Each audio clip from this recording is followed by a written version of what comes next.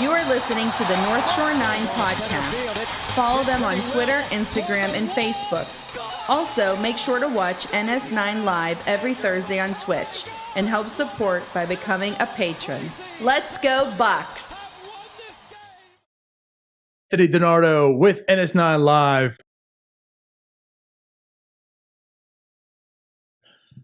With me, as usual, is Ryan Alexander. Ryan, what up, man?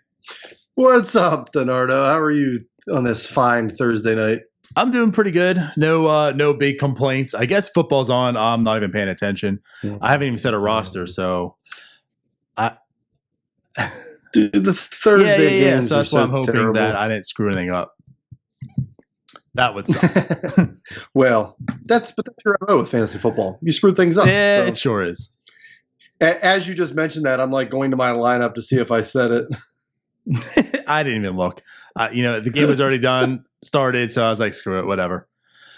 But There you go. yeah, I mean, with that said, welcome to NS9 Live, everyone. I'm officially back in Jacksonville, Florida. I am currently enjoying the cold weather. The Jacksonville cold weather, Ryan. It's 50. Yeah, I was going to say, I'm like back in the friendly confines of Jacksonville. Yes, that's correct. What is this, like your winter, 50 degrees? Yeah, pretty much. Yeah. Like a typical, I mean, I guess it's late November, but I mean, like when it gets deep into December, January, it's usually about, like into the 40s and then the 70s, lows and highs. So, but like today, I think the high was 70. Now it's like, into the 50s. So The struggle is real. yeah, it's a struggle right now. It's a struggle, Ryan. You'll get by. You guys are soft down there. Or as Mark Madden would say, soft. I'm not going to deny that. Oh, yeah. So what's up? Other than that, not a whole lot. There's been some things happening in baseball. Grandal signed with the White Sox.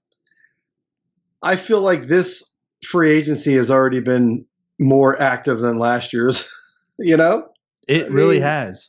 You had Will Smith sign a multi-year deal. Yep. And then now you had Grandal finally get the deal he was kind of looking for last year and never got. Yep. Yep. Do you think maybe free agents are more prone to take that early offer? I'm not saying that because we know like Grandal was offered a 4-year, $60 million deal last year, right? And he turned it down. He kept going. Like Kimbrel was offered some. He just kept going, and they didn't sign. Get the 1-year deals. Do you think maybe now free agents are more enticed to just say, okay, this is good money. Let me just take it. Yeah, I mean, really, yeah. Because if you get an offer that's early, but it's a multi-year deal and it's a good chunk of change, like, yeah, why wouldn't you? So I think a lot of people they saw what happened last year and, last couple of years really. And yeah, if they get a good offer, multi-year deal somewhere they want, then why not take it? So instead of waiting, I mean, we saw, and Odorizzi took the Twins qualifying offer, and his comment was basically he didn't want to wait to spring training to like find out what team he was on. So, and he for sure would have been one of them pitchers because he's not that good. And then, with the qualifying offer attached to him, teams be reluctant to sign him. So, I totally get him. It's almost as what Moustakas probably should have done. Yeah. So it was either pretty much, take the deal, take the qualifying offer for 1 year, or, you'd be probably struggling to find a team to pick you up for, unless you're like, and then you sign like in June, like Keuchel did for a 1-year deal or whatever. But, right. So, it's interesting. I think, obviously a lot of it's going to wait until the big fish, Strasburg and Cole are signed and, kind of go from there. Yeah. And kind of go from there. But, we'll see. But yeah, the White Sox, man, they haven't been. I liked that move too. I really did for them. Yeah. I would have taken it for the Pirates. Pirates need a catcher. Yeah, that's for sure. But even like the White Sox, I don't know if they're truly going to be like a playoff team this year per se, but they'll, this is the start of something. And then if not, they're at least a year away for sure. And Grandal, 4 years, he'll be there for 3, starting next year. So, I think like them and the Indians might be fighting neck and neck in the Twins in first place. So that's what I mean. Like they're in the AL Central, dude. Like they're going to be in the hunt pretty much. Like they they weren't really last year. Giolito had obviously a really good year, more of like a better first half than anything, but they have some pieces, but they have been, at least the last couple of years, they're not shy on making moves and making some offers. I mean, they went hard after Machado too, wasn't it? Yep. Was it Machado? Yeah. Because remember they signed Alonso. Yep. And that was his brother-in-law and yeah. That's right. So they made a push towards him. So they, I feel like they're not reluctant, like a lot of these teams right now, to spend in free agency and go out and get a free agent. So yeah, they locked Grandal up though, man. And for Grandal, as you tweeted out today, I mean, it really paid off for him. Yeah. He took the 1-year deal with the Brewers and ended up getting, I mean, what would be the total? 590 something? It was 5 and 91.75, I think, what it totaled out. So it turned down to 4 for 60 and ends up with 5 years at 91.75. Yep. Yeah, so I mean that worked out pretty well for him. It sure did. $30 more, $1 million there. Yep. So 1 extra year and 30 more million. But right, I mean, he bet on himself. He took basically like the qualifying offer. Like that's how much the like the salary it was that they gave him. So he gets that deal and flips it for a 4-year, $73 million deal with the White Sox. So good for him.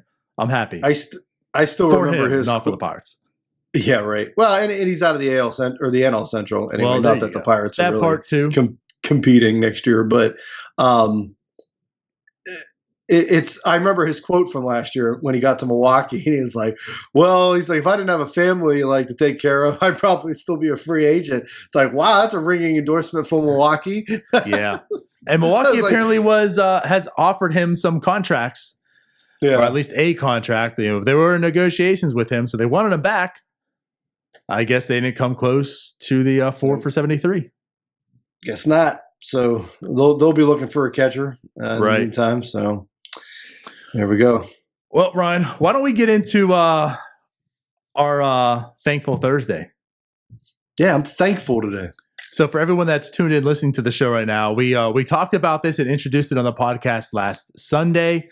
To kind of go into detail, so what we're going to do, the very last stream of every single month. So today's our last stream for November on NS9 Live.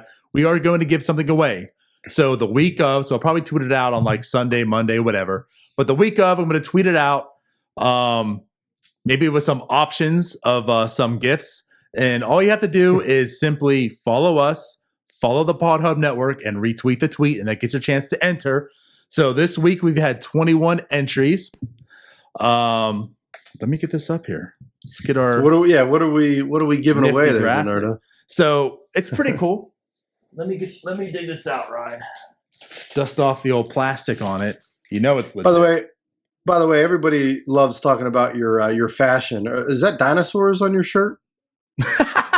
It's camo, but I'm looking into the screen and I can definitely see where the dinosaurs are coming. I mean, I see a triceratops. Yeah, I see like right maybe here. Maybe a raptor. Yeah.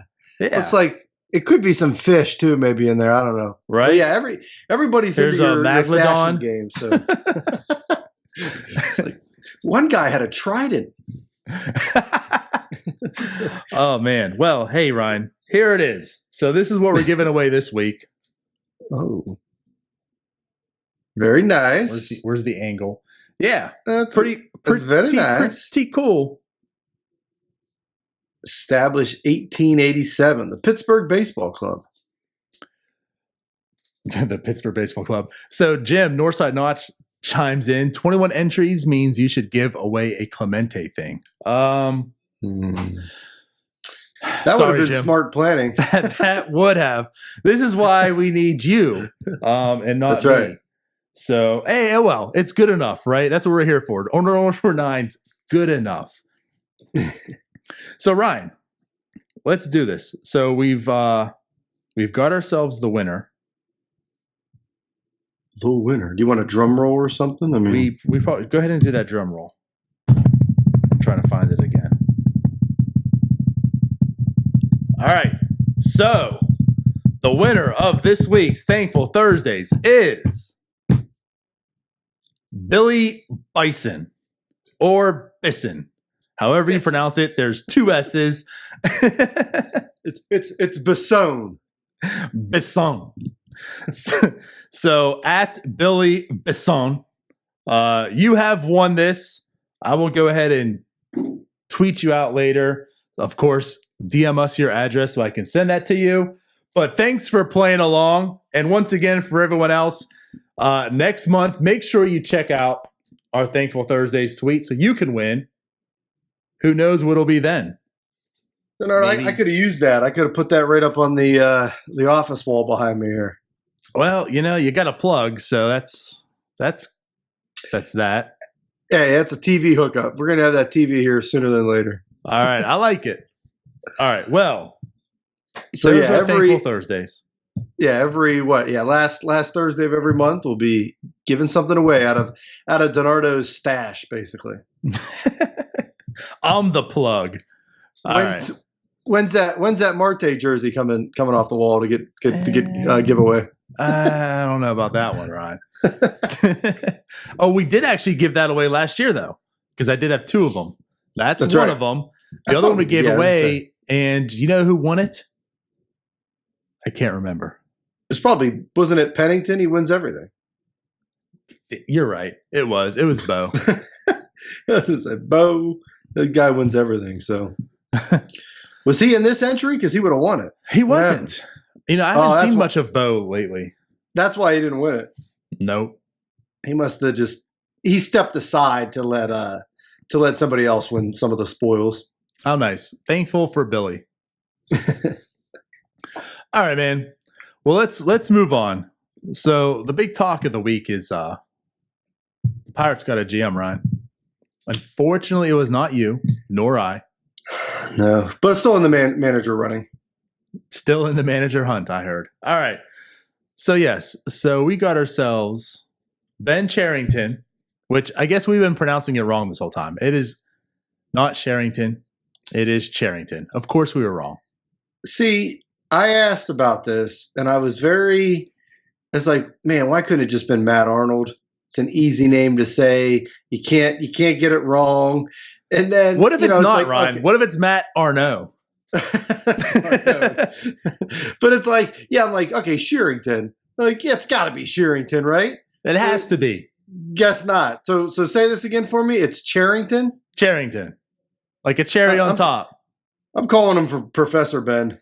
Professor Ben works too. So yeah, they had that with the presser on what was that, Monday? Yep. Which I was home for. Oh, I say home. I was in Pittsburgh for. Got to watch it on MLB Network, which I could have done here too. It was at noon, which I appreciate the timing. So I took a lunch right then. Actually, DiNardo, speaking of the manager role, the Pirates actually called me today. Did they? Yeah, they. Ooh. Because got your second interview.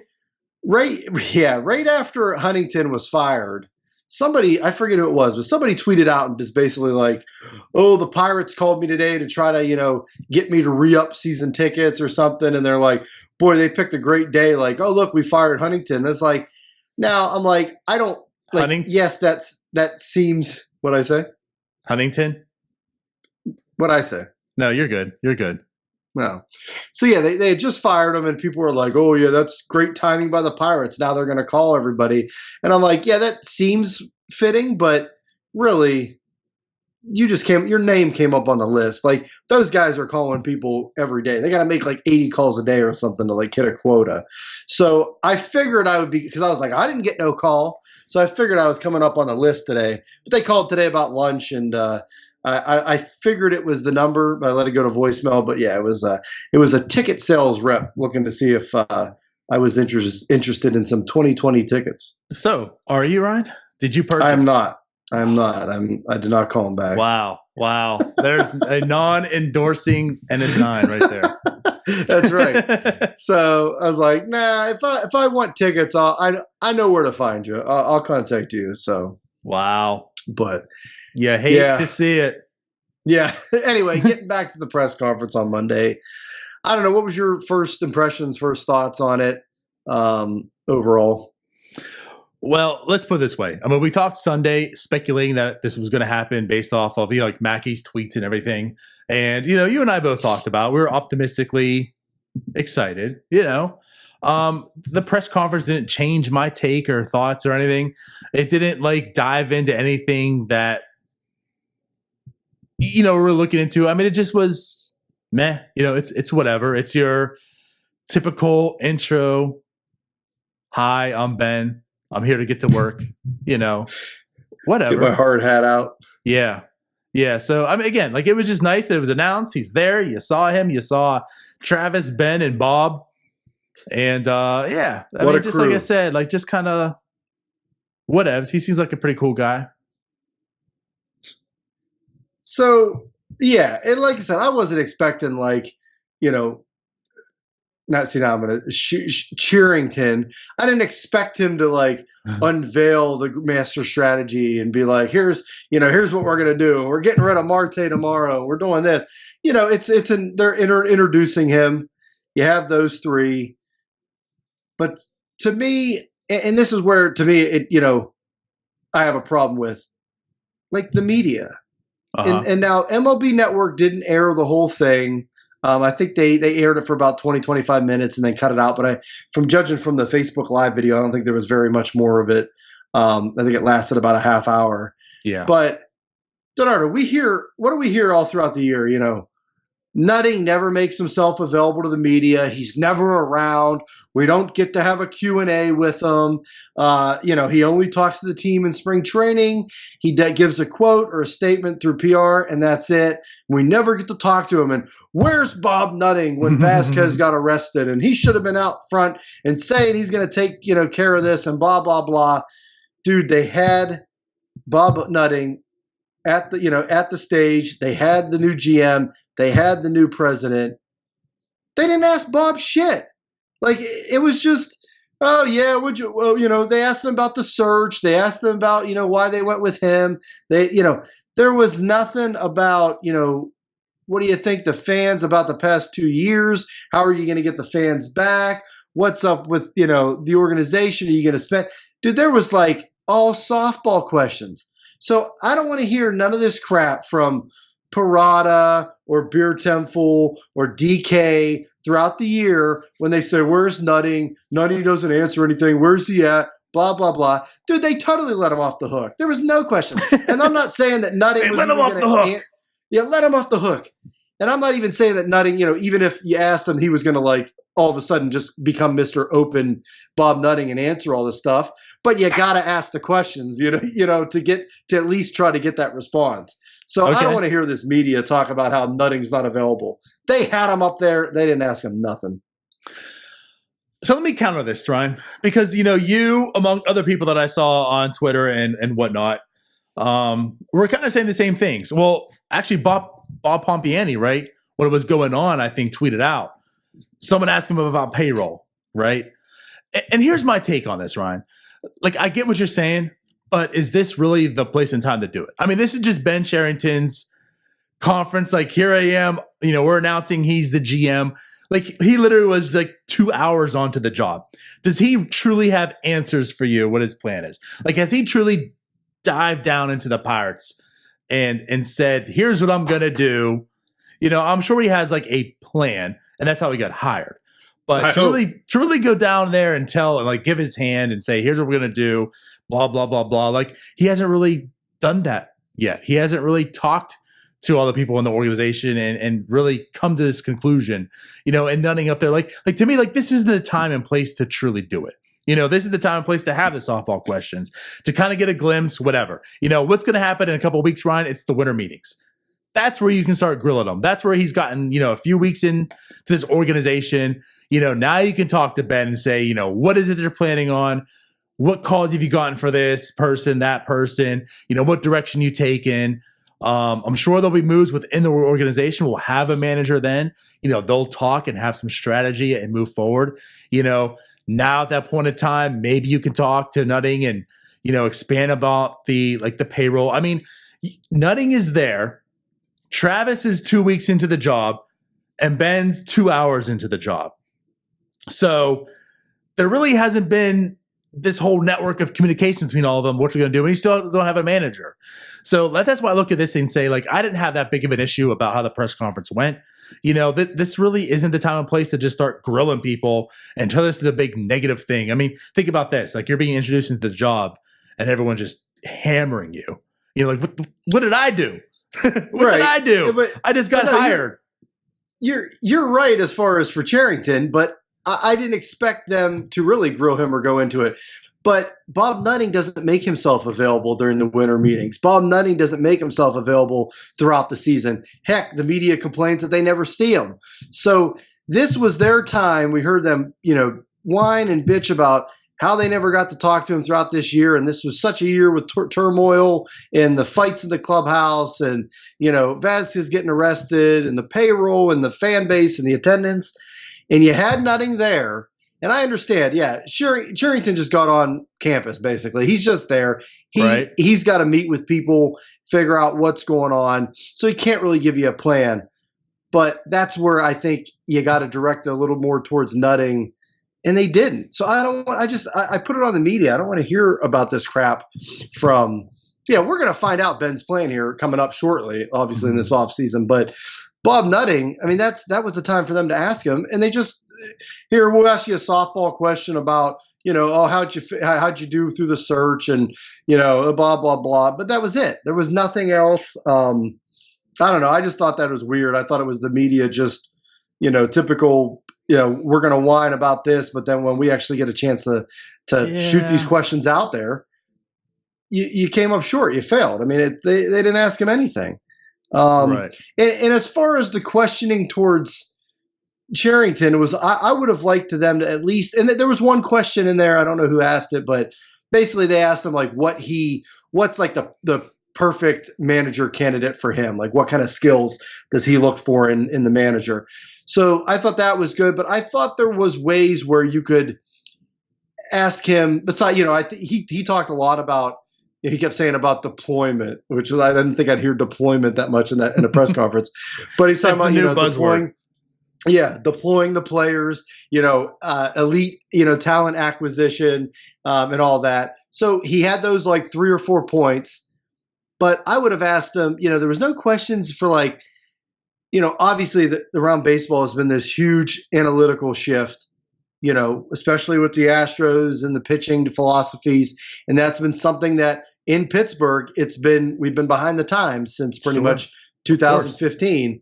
So I would have liked to see like maybe a question like, what are your thoughts, or your philosophy on, analytics and, and the human, kind of like the balance between, old school mentality and the new school mentality. Because I mean, I feel like, and I haven't dove into his like quotes and interviews when he was with the Red Sox and Blue Jays, but I feel like I don't really have a handle on is Ben is he big into analytics? I'm assuming he is, because why the hell else would they have hired him? Right. We don't really know. Like I haven't really seen that. So I wish that we would have saw some more questioning towards kind of what his thoughts on analytics were and kind of what his thoughts on building a roster, or like his first step. Like, what's your first step tomorrow? Are you meeting with scouts? Are you meeting with the player development? Like we heard the report from DK that, Cal Stark and Larry Broadway were out. Well, now it turns Broadway's not out. So it's like, go figure, DK got a report wrong. But yeah, like something like that. Like, what's your first move, or who are you meeting with tomorrow? Like, obviously you're getting into that manager search, but where do you start? And I don't know. I felt like it was too softball-y. It was just now those are definitely good questions. Yeah, I hear you there. I mean, those are because that's actually like him personally on a professional level. Like that's like the team. Like his, like who are you? And like almost like what the Pirates degree, probably asked him in the interview. Just general. Who are you? Like how do you want to construct the team? And so I think like how you specifically said, like, what's tomorrow going to be? Who do you meet with first? That would have been a little bit different.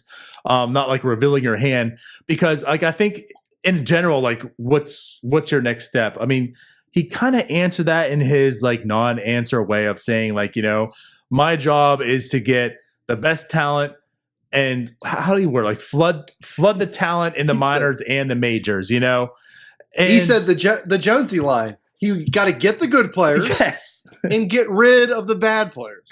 Right. So again, that didn't really like deal his hand. It's not like we're going for a rebuild or we're going for it. And I didn't expect him to do that. Like that's one thing that I felt a lot of people were mad about is this doesn't tell us like if they're going for a full rebuild or they're going for it. And again, like that's what I'm getting at. Like you're not really going to get that. This wasn't the time for that. Not now. It was right. Too like early. He's not going to come and say, okay, I'm Ben Cherington, the new GM. Cherington. Today I announce that the Pittsburgh Pirates are rebuilding. Everyone's available. Like that's not going to happen. That's not what you're here for. So, but I truly do believe that that's what's going to happen based on other quotes that he's said. What excites him. So, with that said, like the conference itself, it was just whatever. It's kind of what I expected. I did get your point. I mean, he was there. He could have asked questions. I myself still kind of waver. Was that really the time and place to do it? I don't know. But you're countering with more or less like, that's the only time you get to do it. So why not do it? Mm-hmm. Other than that, like I said, it just kind of is what it is. We should have got those press passes, DiNardo. I am glad I should have. We both were there too. We could have been asking the and questions. Thankful that Ben's there, but I still don't truly know his take on analytics and of course like how he uses them based on the eye test and whatever. And you know how it goes. Like, isn't that a little grasp of like his GM style? It's a little weird though, like that we don't know that. Like we don't. I don't know. It's just sad. It's like to me, it's like we don't. Like I said, I think you made a good point about the winter meetings. I think that's going to be, they do the media does their little sit down with him in the suite and everything, probably like before with Neil, and that's probably where you're going to kind of get a more picture of what we're doing here. It wasn't like question one to the introduction press conference was like, "Are you keeping Brian Reynolds?" Right. It's just like he's probably I haven't even looked at it, but. I also thought a couple of the things that he did say that I thought was interesting was he kept, you're obviously going to praise your bosses and the people that hired you. Sure. He kept harping on the fact that he was really excited about working with Bob and Travis. And then he kept saying about it was important to him to be somewhere that it mattered and that people cared. And he kept kind of saying that, and he said, I've experienced it the opposite or something like that. Now, and I'm sitting there, I was like, well, obviously he's not talking about Boston, right? Because Boston's passionate, the town's into it. I know there might have been maybe some dissension with the ownership there, but like to me, like it mattered in Boston. Well, is that like a dig on Toronto? No. I look at it could be Boston also. Because at a point he was wanted, right? And then there was a point where he wasn't when they brought in Dombrowski. So, maybe that's like, again, that dig. Like, he was wanted and then, he hasn't been wanted. He got the boot in Boston. Maybe things were happening in Toronto as we've been asking the question, why a GM? Why Pittsburgh? Right. So maybe there's things behind the scenes in Toronto, maybe some disconnect or bad turmoil or whatever. That, it just wasn't selling well for him. And it's like, let me just get out of here. You guys don't want me. Let me go to be a GM in Pittsburgh where they have a great need for a GM. Right. So let me do the damn thing over there, because they need me. I'm wanted again. So it could be, both places in that sense. But I definitely could see Boston in that because, again, he wasn't wanted. He was literally the GM. And while he was the GM, they hired Dumb Dave, whatever you want to call him. He's terrible.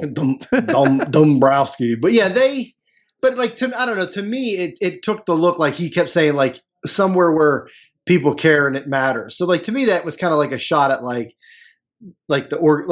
the fan base and stuff. And we know Toronto is a massive city and they've had terrible attendance over the last couple of years. So, when that team's going well, that whole country is behind them. But when things go bad, they do have some poor attendance. So I don't know. I thought that was interesting. And the fact that he kept, he said he wouldn't have taken the job if he didn't feel that it was a good fit with him and Bob Nutting and Williams.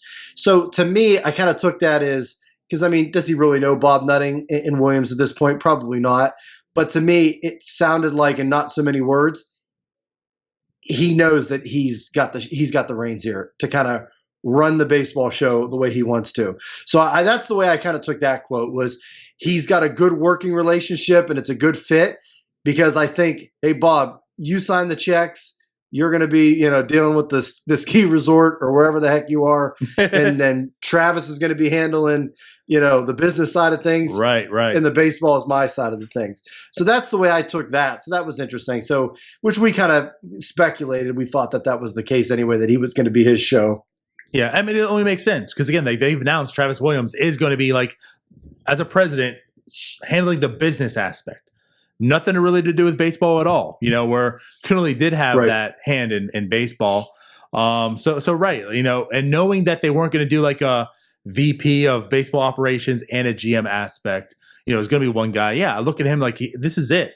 Like, the baseball decisions are all you. This is your organization to more or less run as far as baseball goes. So, I mean, think about any person. In this time of day, I mean, that's probably anyone's dream.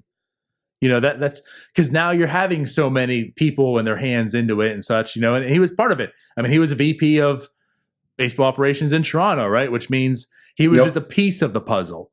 You had different mouths, different ideas. They all had to come together, whether that's good or bad as an organization, as a person, you could be turned off. I really wanted such and such and didn't work out. I mean, think about this.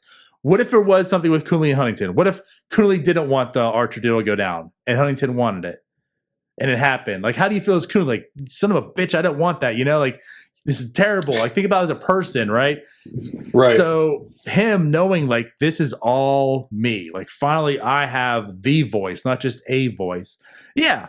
I think anyone would really want that. So he's going to get that here, I think, more than any organization right now. And it's a good thing for him, and hopefully it's a good thing for the Pirates. Because I don't want Travis Williams or Nutting involved. So right, you want it to be Ben. Right. You don't want the other. So I just hope Ben's fit for the job because involved in any baseball decisions. Right. So with that said, DiNardo, I kind of wanted to bring up briefly just kind of there's a lot of talk about what this rebuild is going to be and if it's going to even be a rebuild, or do you kind of straddle the fence a little bit this next couple of years. But I mean, if it's a true rebuild, and I mean, I don't know, you could say what you will about the current core that they have and kind of how things are set up. And if it's where, they're going to build through the draft, and it's going to be all on Cherington's basically draft picks and him getting in here and developing people. I mean, realistically, what year do you give basically this new front office now to say, hey, this team should be competitive, should be postseason worthy or competitiveness by what year? Yeah. I mean, because you look at it, the year they just had, and the Tyone injury, losing Vasquez in the way you did, two big pieces. I mean, you can look at it right now and say that core's far away. Mm-hmm. So, realistically, like what year do you kind of peg it down as this would be the next time the Pirates will be in the hunt again? So, I mean, it's a very good question. It's basically a question we've probably been asking. I don't want to say all year, but probably since like July going forward, when we realized that this was definitely not the year. And I think it's hard to truly answer right now. We're going to do our best to do it, right, Ryan? But it really is hard to answer right now, and that's solely just because we don't know what Cherington's going to do.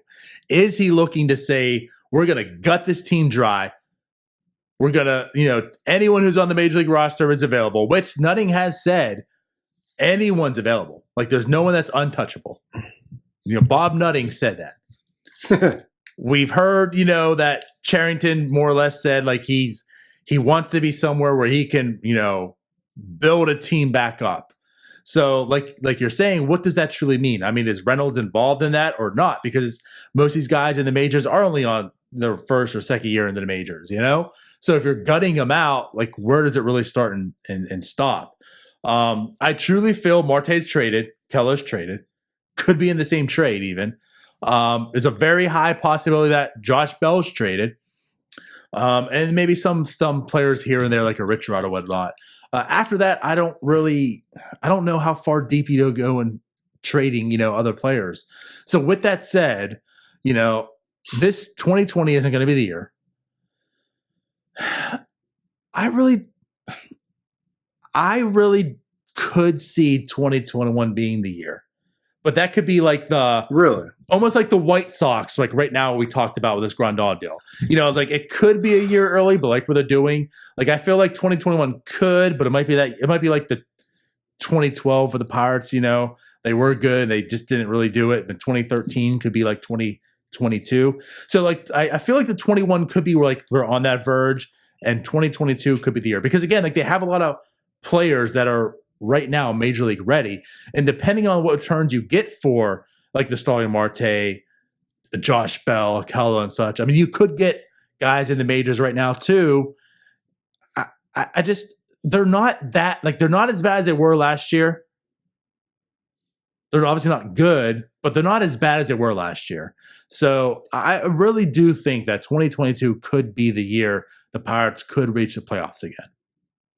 So you're saying 2022, not 2021? I think 2021 is going to be that year where you could talk and get a buzz, but truly I think 2022 is going to be the year. So it's interesting because if you're thinking full rebuild, you're thinking, I mean, you can't – none of the guys that he drafts next June are going to be here for another 3-4 years. So you look at it right there. So you're like, well, if he's fully doing it off the draft, which is kind of the small market mentality – then you're 3 to 4 years off at least. Now, I basically, there's three things I think they can handle this.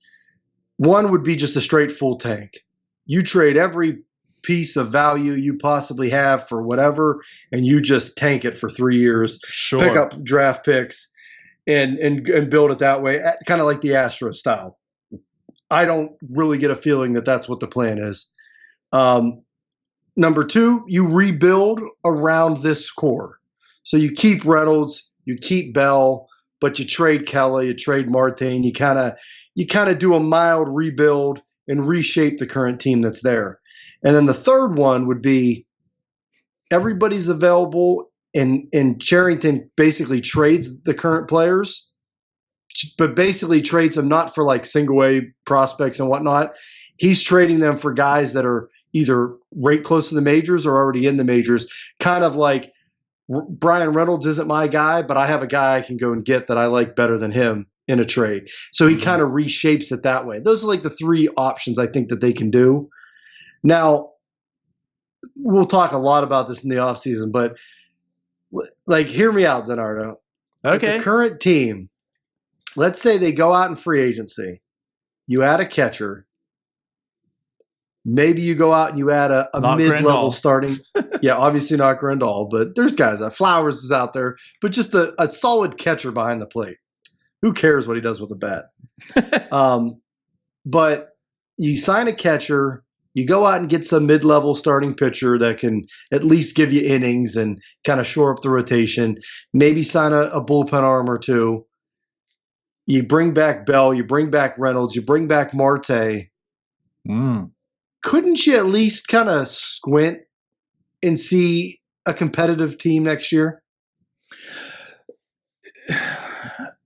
I'm not going to say you can't, because we know what baseball is. They were at 500 basically halfway through the year, Right. And like to your point, forget that. For a season and a half, they were basically a 500 team. That's a point you made. We both talked about that. For last year, they were basically a 500 team, and then up until a little before the trade deadline, they were about a 500 team this year, and that's when it really fell off, right? So you can make that argument for a season and a half, they're basically a 500 team. And what has been the Pirates' MO? To be about a 500 team and hope things work out, right? Yeah. And if they do, then the deadline's there, then you add some pieces to fill it in and go for it, right? So you could have the Pirates' MO. And let me put this way. I can't say the Pirates anymore. You could have the Huntington front office MO, right? Right. And go into this season thinking that. You could have the Marte, you could have the Bell. It's like, we have basically everyone we had last year. It was a down year. You could look at it and say, it was a down year. A lot of things went wrong, but we still have a good team. Not a great team, but a good team, right? So let's add some pieces, go in the next year and feel like we're about an 83, 85 win team and hope things go well. Again, we talked about the pitching philosophy. New pitcher, pitching coach comes in. Maybe that turns Archer around, gets Williams back, Musgrove back, and you're looking like, okay, like we don't have an ace, but maybe we have a good group of number 2s and 3s. You add Mitch Keller there, right? So like the pitching's not that bad. Rich Rod can return to form. You got Santana coming back. The bullpen's not too bad. So like I get what you're saying, right? But here's where I relate this to. It's the San Francisco Giants. If you want to be realistic, you don't have it. You don't have it. And you don't, the worst thing you want to do is miss your boat on that rebuild, because then those guys don't have that value and you lost that season. Like look at the Giants. If they would have said, screw it, we're rebuilding 2 years ago, they might be like ready to compete again right now. But now they're in that same situation, except they're worse off. And the guys that could have traded 2 years ago don't have the trade value. Again, like McCutchen. We lucked out with Brian Reynolds being as good as he was, right? Mm-hmm. But if we would have traded Kutch the year before, we could have had that Giolito that you mentioned. Maybe you have that Robles, World Series champion, right? But because we waited an extra year to do it, now you're left getting a Crick and a Reynolds that at the time wasn't too good. So if you do that for a whole team, that's why I keep preaching. I love that man as a player. He's an asset to any team, But he's going to be the biggest asset to the Pirates now as far as a trade goes, because you wait for one more year, and now he's on the other end of 30, as McCutch just turned as well. Maybe he loses some speed. Maybe something happens to him this year. It's only 1 year left. Who knows what you get? He definitely is never going to have the value that Kutch would have. He's still a good player, but he doesn't have that eliteness that Kutch had. So, you wait. Now, Marte doesn't go for anything. Maybe Bell, his defense is still as bad, and he's more of a second half player than was the first half, so his value's down. You know what I mean? Like, there's so many things that now, like a year later, you're just like regretting that you didn't go and trade those pieces this year. So like, I get what you're saying, but you still need some work to even try to compete. And that's still with all that stuff going right. So to me, it's hands down, you're trading Bell, you're trading Keller, and you're listening on Bell for sure. And I think that's the way I'd like to see them go as well. It's just, I could see them kind of straddling that fence and kind of picking up some pieces and trying to basically rebuild, but at the same time go be competitive next year. And it's a little different too. So you mentioned some of the rebuilds. Okay. Like the White Sox. I want to say something to that though. Oh, go ahead. I'm just letting you know. No, I was just getting the White Sox. When they did that rebuild, they traded off, they had stars to trade off for those prospects. They had Chris Sale, and they got major prospects back. Pirates really don't have that. They don't have a top ace, and to get a Yoan Moncada back or get Giolito back. So I feel like Marte will pull in something, Bell could pull in something. But it's not really like they didn't have the stars and scrubs team that the White Sox did, where let's sell these pieces off and bring back top 100, top 100 prospects. And not even top 100. Like we're talking like top 10 prospects. Right. Right. So that's where it's difficult. And you're absolutely correct in that. But I don't feel – so here's what I want to say, right? So just because –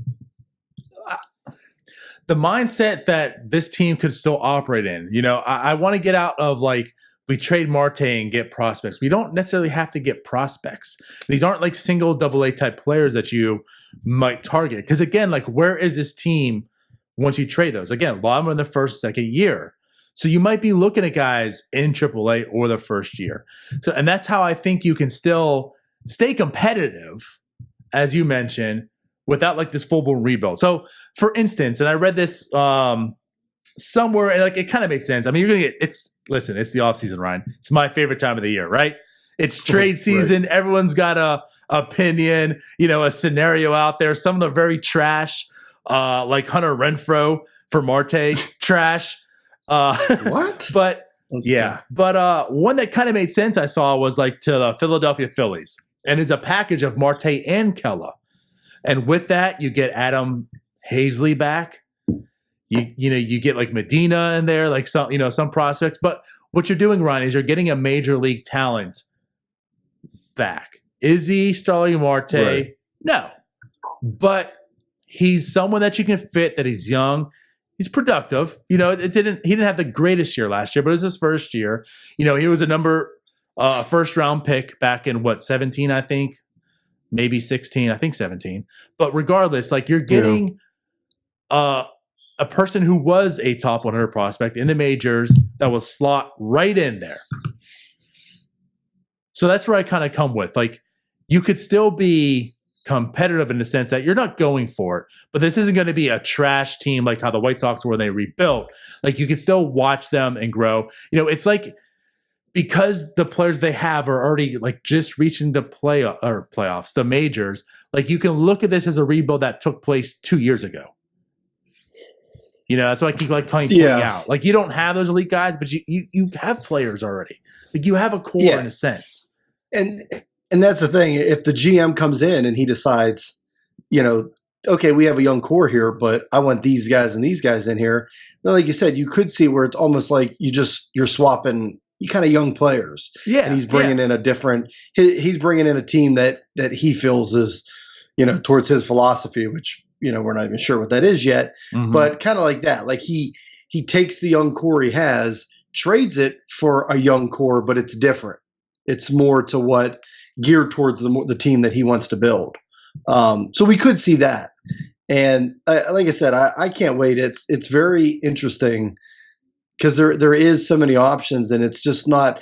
It's not just a straight. It's not like it's a veteran team, DiNardo, where everybody's over 30 and we just gotta cut bait and just be bad for 5 years. It's not a young team. And it's again, not that goes to it. Decision. Like, it's not like a bunch of 22, 23-year-olds.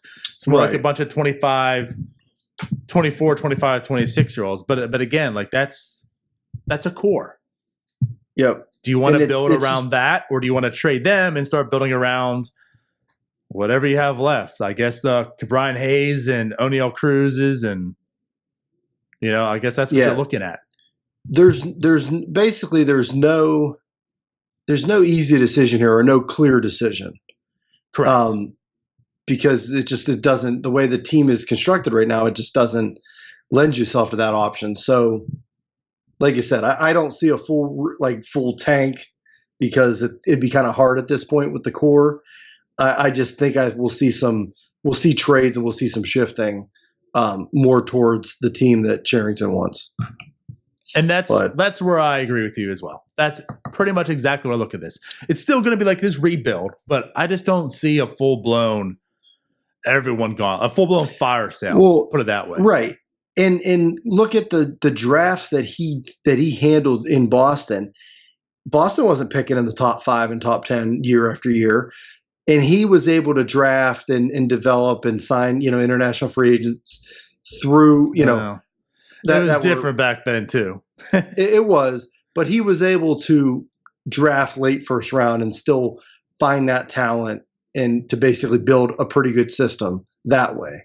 It wasn't like he was drafted in the top 5 and that's when he needed to, that's kind of the easy way out. But as we've seen the last couple of years in the draft too, you're in the top 5. Any of those picks are interchangeable at times, unless there's a Bryce Harper that's sitting there that everybody's been talking about for 3 years. Right. It's really, Casey Mize could have went 4th if the Tigers, say there was somebody else that had the number 1 pick sets the Tigers, they didn't want him. Could have been, he could have ended up going 4 or 5. So who knows? So it's really the important thing is that he has good drafts, and he's had that at least track record where he can find that talent, even if it's not at the top end of the first round. Right. Yeah, I think what you're saying, is true.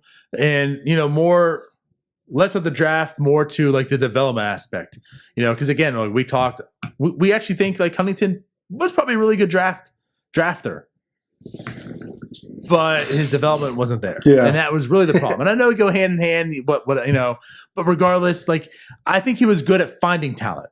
He just wasn't good on honing in on that talent and making that talent great. So if that's something that Cherington can come in here and do as a small market, that's great. Mentioning the international draft, how much I love the international draft as well. International money, I should say. There is no draft. But right, like Cherington. It should be a draft. He was in a situation where Boston threw out $60 million at Juan Makata. I mean, like, it's an easy decision for Makata. Yeah, I'll go to Boston. There's $60 million. Right. Now it's a little bit different, but, if he's still able to find that and develop that, that's be really good. Now it's an even field in that sense. I'm excited. Again, as mentioning, I'm excited for him to be here. I truly do feel that, our minors probably will get a lot better. I am curious to see what he's going to do on the major league side starting Monday. The winter meeting's coming up. It's just a few weeks, Ryan. I'm so amped for that. And I think that will start like giving his tell on what's going to happen. Is anything going to happen? We don't know, but how rumors start coming. You're going to hear what talks are out there. And I think that, again, that will give the hand. There's a lot of talks going around about Josh Bell. That probably gives the hand that, they're shopping him. There's talks about Brian Reynolds. Gives me the hand that, they're probably shopping him. So they are looking for a full rebuild. If you're not hearing anything about Brian Reynolds, then maybe it's, again, like we're talking right now, maybe they're staying the course of, the guys got 1-2 years left. The guys over 28, that they're going. The Reynolds, the Newmans, that such, like they're staying. So I think we'll find out a lot more in a few weeks once the winter meetings are upon us. But as of right now, like you're saying, like who knows what's going to happen, and it's hard to anticipate it right now. Speaking of those winter meetings, is the Pod Hub Network going down there? Not this year, Ryan. I know. Listen. And we keep saying it. We've missed out in the past 2, Ryan. And it's hasn't been the past 2? Pissing me off. Yeah, we didn't go to Vegas, so we didn't go to San Diego now. Well, that's coming up. Yeah. Well, yeah, this being the second one. So we got to make it happen next year again, Ryan. I know. Instead, we go to the one in D.C. where it's cold. I haven't seen anything announced for 2020 either, so it's probably like going to be in Minnesota or something. Pittsburgh. Thanks a lot, Ryan. It'll be Pittsburgh. Don't let it be Pittsburgh. I'll be there. Yeah. Actually, maybe it should be Pittsburgh. You will be there. Yeah, we'll make it to that one. But all right, are we wrapping this up? Yeah, I'm pretty much done. We'll definitely talk and dive more into the podcast this Sunday. Mm-hmm. I don't have much more to say. No. Looks like it's been somewhat competitive Thursday night football game. I haven't watched it though. No. 3-point game though. Who's winning? Who's playing? Texans and Colts. Do you have Hopkins? No. Yeah, because he scored twice. Damn it. I'm probably facing him now that I think about it. Anyway, right. No, that's all I got. All right. Well, with that said, then I appreciate y'all for listening. Appreciate y'all for coming on and tuning in on Twitch. And I guess we'll talk to y'all this Sunday. Bye-bye.